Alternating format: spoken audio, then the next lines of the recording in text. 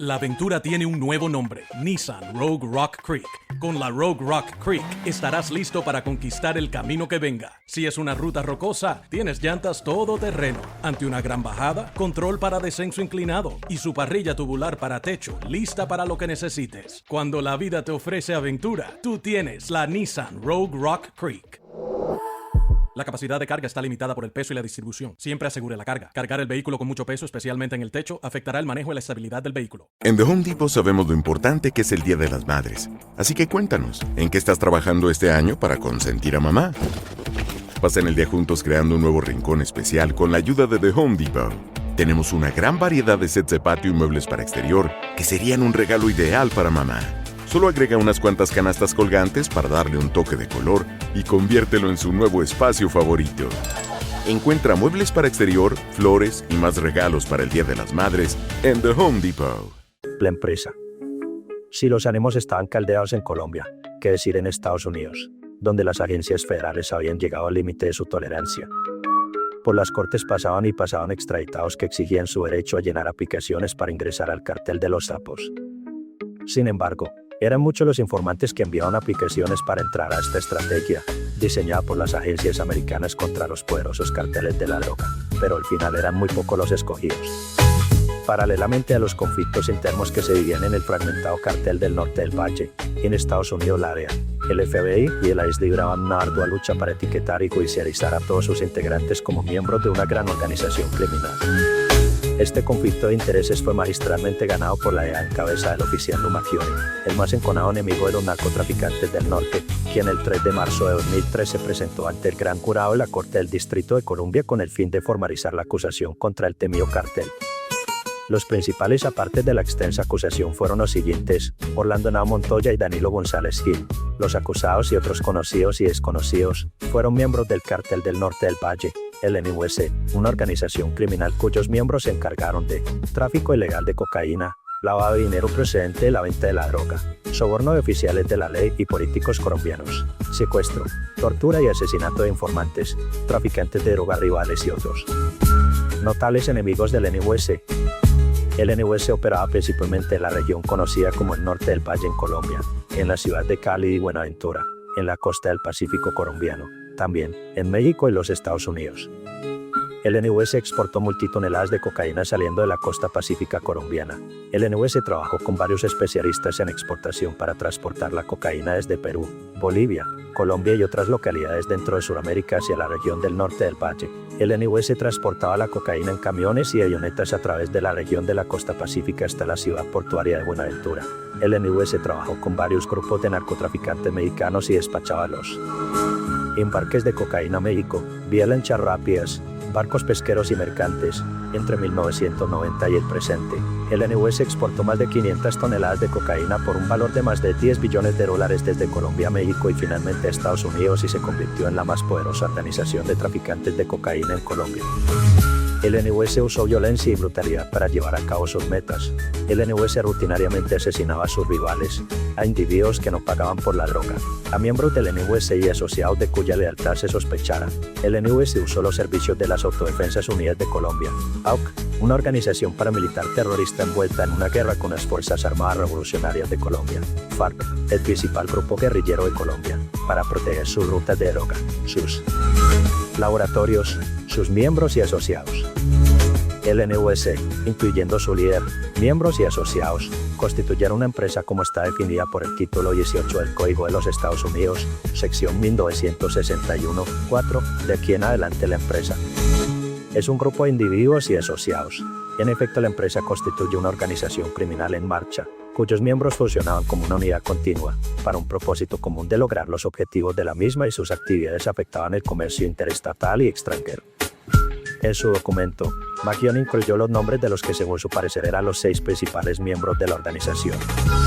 Orlando Henao Montoya era el líder de la empresa hasta su asesinato el 13 de noviembre de 1998 por un cártel rival de droga colombiano. Hasta su muerte, Orlando Henao tenía la autoridad de tomar la última palabra sobre las mayores decisiones de la empresa, incluyendo la organización y transporte de los despachos de droga desde Colombia a México y finalmente a Estados Unidos y hacer cumplir las decisiones tomadas por miembros de la empresa contra traficantes de droga rivales, informantes, sospechosos y otros enemigos de la misma.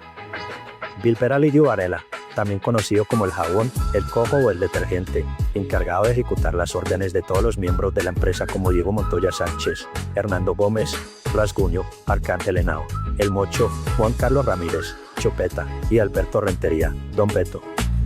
Las actividades criminales de los anteriores criminales incluían participación en conspiración para hacer lo siguiente: tráfico ilegal de cocaína, lavado del dinero procedente de la venta de la droga, chantaje de oficiales de la ley y políticos colombianos y secuestro, tortura y asesinato de informantes, traficantes de drogas rivales y otros notados enemigos de la empresa. Gabriel Puerta Parra, también conocido como Dr. Puerta, fue abogado y consejero de la empresa. Puerta Parra fue responsable de resolver disputas internas dentro de la empresa y representar los intereses de los miembros y asociados con otros carteles de droga colombianos. Puerta Parra también conspiró para hacer lo siguiente: tráfico ilegal de cocaína, lavado del dinero, chantaje a oficiales de la ley y políticos colombianos, secuestro, tortura y asesinato de enemigos de la empresa. Danilo González y Jorge Orlando Rodríguez, alias el Teniente, el Mono o la Lagartija, fueron oficiales de alto rango en la policía colombiana y miembros de la empresa que actuaban como ejecutantes para secuestrar y asesinar a los individuos que eran una amenaza a la posición, territorio o fuerza de la empresa. González y Rodríguez también usaban su influencia dentro de la policía colombiana para proteger otros miembros y asociados de la empresa. Además, protegían las cargas y rutas del escrutinio del gobierno en sus actividades criminales. Jairo Aparicio Linas, conocido como el Viejo Verde o Don Pedro, era el encargado de lavar todo el dinero procedente de la venta de la cocaína de la empresa. Los propósitos de la empresa eran enriquecer a sus miembros y asociados a través de importar y distribuir droga ilegal en grandes cantidades, preservar y proteger el control del negocio ante intimidación, violencia, tortura, secuestro, asesinato, mantener a otros traficantes rivales, informantes, sospechosos y testigos, amenazados de violencia, promover y mejorar la empresa, a sus miembros asociados y actividades. Los medios y métodos de la empresa consistían en adquirir materia prima como pasta de coca en Perú, Bolivia, Colombia, para procesarla en los laboratorios, hacer arreglos para transportar multitoneladas de cocaína de los laboratorios a la costa pacífica y al puerto de Buenaventura, juntar los despachos de los asociados de la empresa para enviarlos en lanchas rápidas y barcos pesqueros a México, coordinar con organizaciones de narcotraficantes mexicanos la recibida y el transporte de los cargamentos de cocaína hasta Estados Unidos y arreglar el envío del dinero procedente de la venta de la droga en México y Estados Unidos a Colombia. Sobornar oficiales de la ley y oficiales públicos en Colombia para proteger a los líderes y los despachos de la empresa. Informar a los miembros de la empresa de las actividades de la ley en Colombia y en Estados Unidos para enfrentar juicios por sus crímenes. Discutir las transacciones usando varios códigos para ocultar sus identidades y el sentido de las conversaciones. Conducir su propio espionaje para interceptar las comunicaciones de traficantes de drogas rivales y oficiales de la ley de Colombia y Estados Unidos con el fin de monitorear sus actividades y obtener valiosa información para la empresa, organizar y dirigir el secuestro, tortura y asesinato de traficantes de drogas rivales, informantes sospechosos en Colombia y el exterior, y usar los servicios de la SAUC, organización terrorista, para proteger sus rutas y laboratorios de droga. En torno a los métodos violentos de los mafiosos del norte del Valle, el oficial Macchioni dejó consignados algunos episodios. Alrededor de 1994, Orlando Henao Montoya, los acusados, otros conocidos y desconocidos, conspiraron para asesinar y asesinaron a miembros de los Burros en Colombia, basados en las sospechas de que los Burros, quienes trabajaban para la empresa en los laboratorios de cocaína, estaban planeando secuestrar y asesinar al líder de la empresa. El 5 de marzo de 1996, Orlando Henao y los miembros de la empresa conspiraron para asesinar y asesinaron a José Santa Cruz Londoño, también conocido como Chepe Santa Cruz, uno de los líderes del cartel de Cali. El 26 de mayo de 1996, Orlando Henao y Vilper Varela conspiraron para asesinar a William Rodríguez, el hijo del líder del cartel de Cali, Miguel Rodríguez. El 5 de noviembre de 1998, Orlando Henao, Danilo González y Vilper Varela conspiraron para asesinar y asesinaron a Almer Herrera, también conocido como Pacho Herrera, el más enconado enemigo de Pablo Escobar y líder del cartel de Cali. El 5 de enero de 2003, Vilper Varela, Luis Hernando Gómez y Arcángel Henao conspiraron para asesinar y asesinaron a Miguel Solano, miembro del cartel del norte del Valle, en las afueras de un club nocturno en Cartagena, basados en sospechas de que Solano estaba trabajando como informante para la Agencia de Administración de Droga de Estados Unidos, DEA. En su presentación ante el Gran Jurado, Macchioni también incluyó algunos episodios de decomisos realizados al cartel.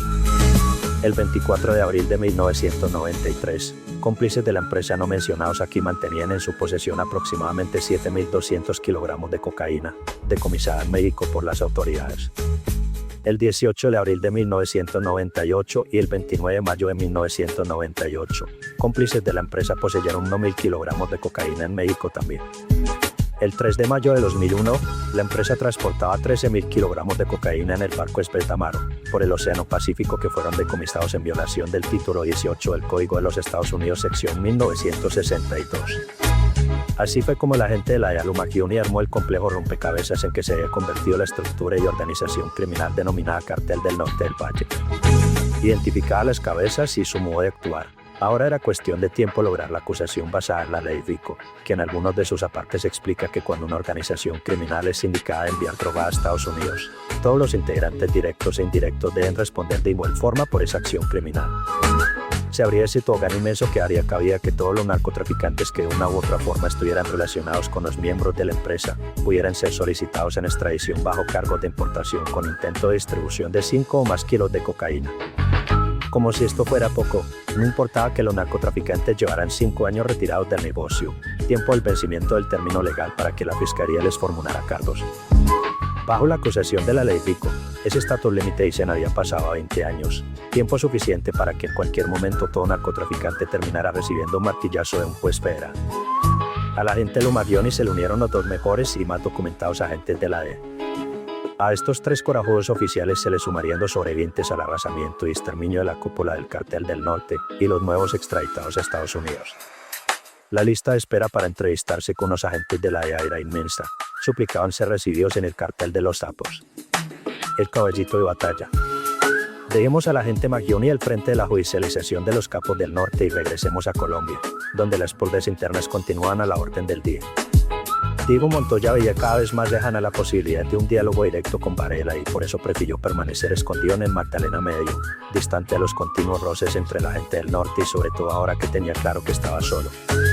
Con el cruel asesinato de Miguel Solán, Chupeta, Rasguño, El Mocho, Tocayo, todos alineados con Varela, les enviaron un mensaje claro a sus aliados: el que se saliera de la foto, el que respetara su mando, sería borrado el mapa.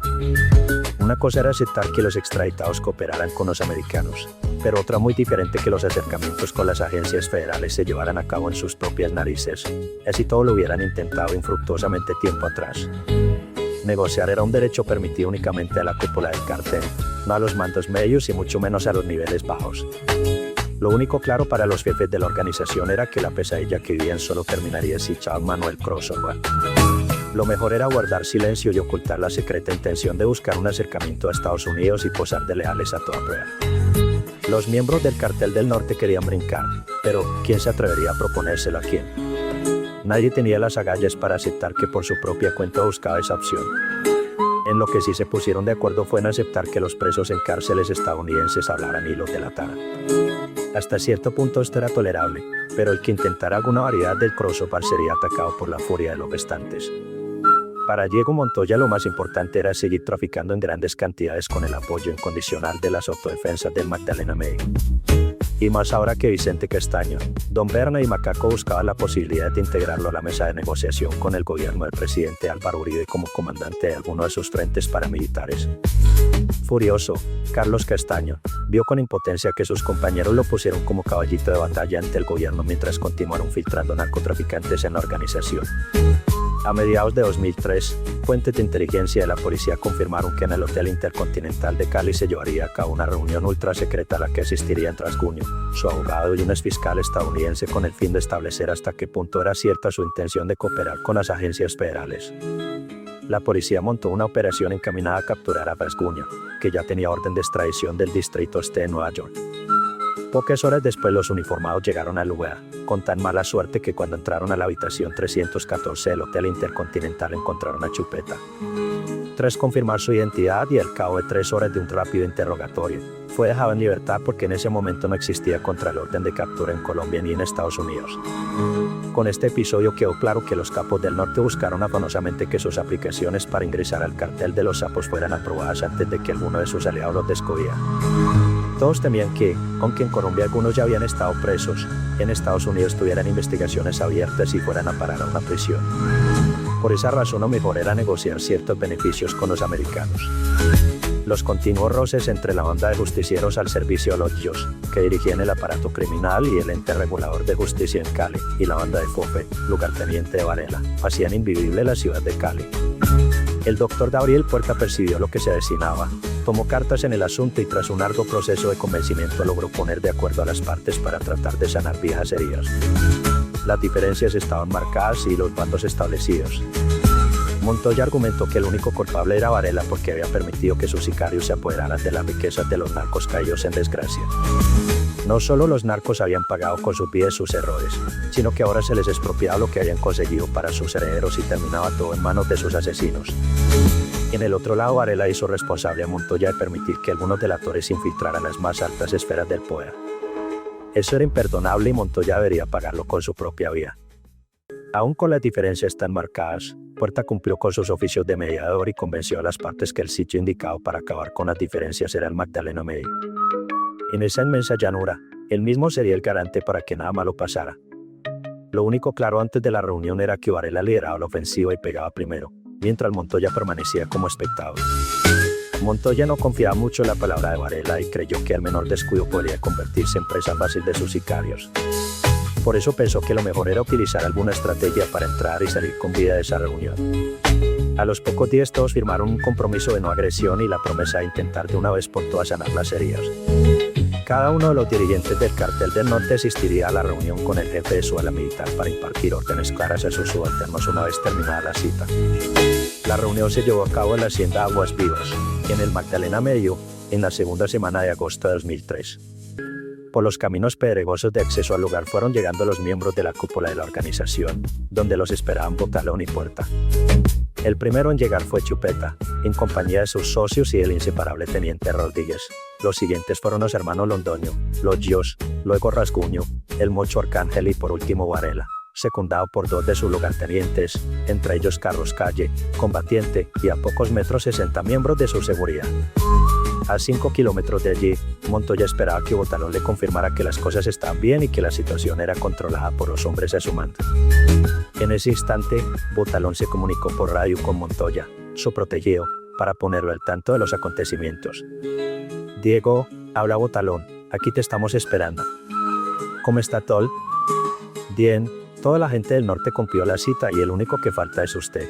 Claro que Varela llevó con más de 60 de sus hombres y todos están enfierrados con fusiles AK-47. Si algo sale mal, aquí se nos arma la tercera guerra mundial. Tienes que venir, no hay de otra. En 5 minutos estoy allá, contestó Montoya y colgó. A los pocos minutos el estruendoso ruido de helicópteros que se acercaban al lugar alteró el ánimo de los presentes, que desconcertados se miraron entre sí porque todo indicaba que había llegado la policía para tenderles una emboscada. Tranquilos, tranquilos, es Diego, dijo Botalón al percatarse del nerviosismo. La periferia de la hacienda estaba rodeada por miembros de las autodefensas al mando de Botalón y hombres del cuerpo de seguridad de Varela. Las cabezas del cartel esperaban bajo una ramada al arribo del último invitado. A 50 metros de la ramada, sobre una explanada aterrizaron 2 helicópteros. Del primero se bajaron 2 hombres fuertemente armados y se hicieron al lado de la aeronave. Del segundo helicóptero se bajó un hombre de aproximadamente 45 años, de contextura gruesa y una incapacidad evidente al caminar. Los capos que esperaban en la ramada identificaron a Montoya, cuando de repente de la segunda aeronave bajó un misterioso hombre con su rostro cubierto por un pasamontaña, que portaba en sus manos un poderoso cohete que a primera vista podría hacerlos volar a todos por los aires si se les ocurría la absurda idea de traicionarlo. Montoya levantó por un instante su mirada al cielo, cerró los ojos y encomendó su vida a sus 2 mejores amigos, Iván Urtinola y Miguel Solano, luego volteó su mirada hacia la ramada, respiró profundo, se llenó de valor y emprendió su marcha rumbo al encuentro cara a cara con Varela. Al llegar, el primero que encontró fue Chupeta, lo miró fijamente a la cara, le extendió la mano en señal de salud y le dijo: Tibuó, Juanca. Lo mismo hizo con Rasgoño y el Mocho. Al final del recorrido se encontró a Varela de frente e intentó saludarlo, pero este retrocedió 2 pasos, se inclinó a un costado, lo miró de arriba abajo y le contestó el saludo con un despectivo movimiento de cabeza. Al percatarse del desplante, Puerta tomó la palabra y los invitó a sentarse mientras señaló con su dedo índice una mesa rectangular. Los capos tomaron asiento. A un lado, Montoya, Botalón y sobre el primer ángulo de la mesa, los Dios. Del otro lado, Rasguño, Arcángel, Chopeta y por último Varela. Era indiscutible que la balanza se inclinaba hacia el lado de Varela. Puerta, que permaneció de pie como vocero oficial de la reunión, miró de un lado y del otro y comprobó que las cargas estaban a favor de Varela. Nuevamente tomó la palabra para hacer un pequeño paréntesis y decirles a todos los presentes que lo más importante era buscar los caminos de la reconciliación, que existían lazos de hermandad desde hacía muchos años y que esos eran más fuertes que todos los altercados por los que estaban allí reunidos. Varela asumió la vocería de la cumbre e intentó dejar en claro su punto de vista. Vean, señores, desde la guerra con la gente de Cali hemos tenido claro que los bienes expropiados son de nosotros porque con ellos les pagamos a los muchachos su aparato sicarial. Lo que pasó con Iván Urdinola fue un caso fortuito que empezó porque los familiares de él no querían entregarle las propiedades que le correspondían a la viuda y ella me pidió que la ayudara. Como no iba a ayudarla si es hermana de don Orlando y esos certinobulas se querían aprovechar de ella porque la veían sola y se excusaban en usted, don Diego, lo de Miguel Solano. Ese hijueputa se lo buscó porque no solo era un sapo sino que pensaba matarme. Pregúntele a Rasguño, pregúntele, terminó Varela, subiendo un poco la voz. ¿Sabe qué, Varela? Iván y Miguel ya están muertos y lo que no podemos permitir es que las cositas por las que tanto trabajaron con nosotros terminen en manos de los demás y que sus familias queden en la calle. Eso no me parece, intervino Montoya. Le quiero aclarar algo, digo, no le he quitado nada a la familia de Iván porque esas tierras no eran de ellos, eran de Lorena y por recuperar esas tierritas mis muchachos cobran un porcentaje, al que tienen derecho. Lo de Miguel es otra cosa, él también le dio una plática a Lorena. Yo solo se la cobré y claro que autoricé que le quitaran todo porque ese chepe era un sapo. De ahora en adelante a cualquiera que se ponga de sapo lo mato y le quito todo, como en la guerra con los Herrera. Mis muchachos saben que las propiedades que quiten se las reparten entre ellos como botín de guerra. Me ha tocado pelear solo con los Herrera, cuando todos ustedes me sacaron el culo. Así que lo mínimo que puedo hacer con la gente que me ha apoyado en esta guerra es dejarles que se repartan entre ellos las propiedades, gústeles o no.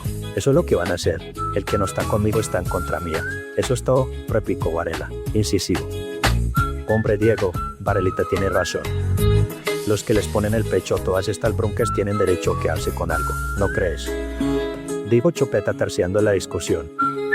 Vea, hombre, por mí se pueden repartir todas las propiedades de los Herrera, pero las cosas de Iván o de Miguel que empezaron con nosotros este camino, que eran como de la familia, hombre, eso no me parece. Varela, devuélvale las cosas a la familia Urdinola y a la viuda de Miguel. Eso es todo lo que le pido, insistió de nuevo Montoya. La verdad, me importa poquito lo que le parezca a uno.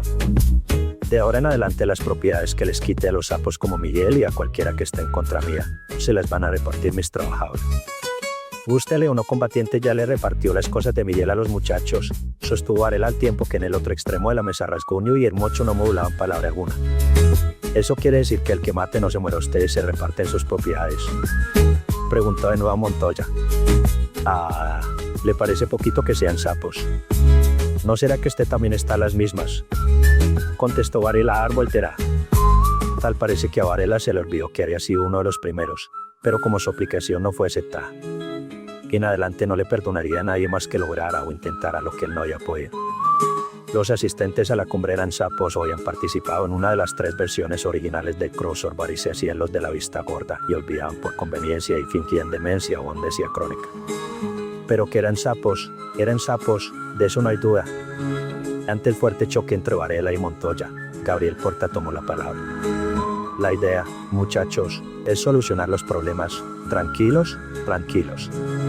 El único problema aquí es que Diego no acepta que los demás ganen, reclamó Varela. Yo creo que en la guerra todo se vale, inclusive eso, digo desde un rincón de la mesa John Jairo, uno de los dios. Montoya no ocultó su mortificación al escuchar lo que dijo su subalterno y lo miró con gesto amenazante. Como no le habían quedado claros los argumentos de Cho, le preguntó de nuevo. ¿Qué es lo que usted cree, John Jairo? Que las propiedades involucradas en un conflicto se queden en manos del que gane, don Diego. Solo en ese instante Montoya comprendió que los dios, sus fieles servidores y compañeros de 1000 batallas, se le habían salido de las manos porque esa respuesta, en medio de una reunión de esas dimensiones, significaba un apoyo a la filosofía de Varela y una patada a sus ideas.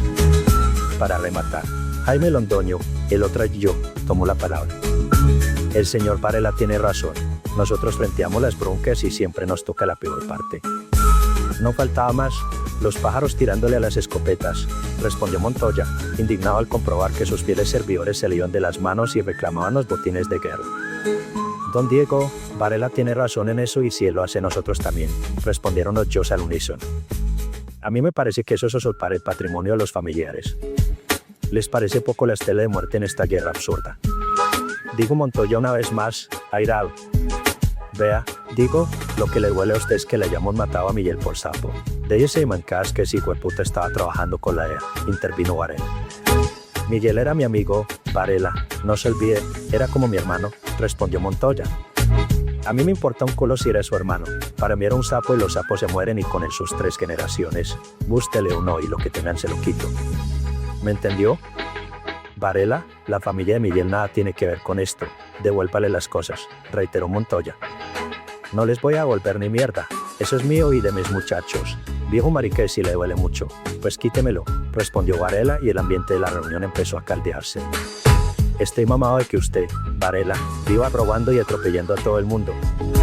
Si no le gusta, haga lo que le dé la gana, finalmente usted es el que sigue. Montoya, descompuesto por la furia, se puso de pie y Varela hizo lo mismo y en ese instante Puerta se interpuso en el camino de los dos para evitar el encuentro directo. Afortunadamente, antes de ingresar a la reunión todos habían cumplido el compromiso de estar desarmados porque si no el desenlace hubiera sido otro. Insultos y ofensas vinieron del aula. Chupeta agarró a Varela por la cintura y Puerta tomó a Montoya de un brazo. Ninguno de los dos se calmaba y por el contrario los insultos cada vez eran más fuertes. En medio del forcegueo, Montoya se soltó y cuando estaba a 1 metro de Varela lo señaló con su dedo índice y le dijo: vos sos una rata. Te voy a matar, gran hijo de puta. Te voy a atar. Nadie hasta ese momento se había atrevido a insultar de esa manera a Varela. Por solo pensarlo muchos se habían muerto de la peor manera. En un instante todo fue confusión, Montoya fue llevado en pellones hasta el helicóptero, mientras Varela era sujetado por Rasguño, Chupeta y Gabriel Puerta. Los Yos y combatientes se mantenían expectantes al desenlace de los hechos.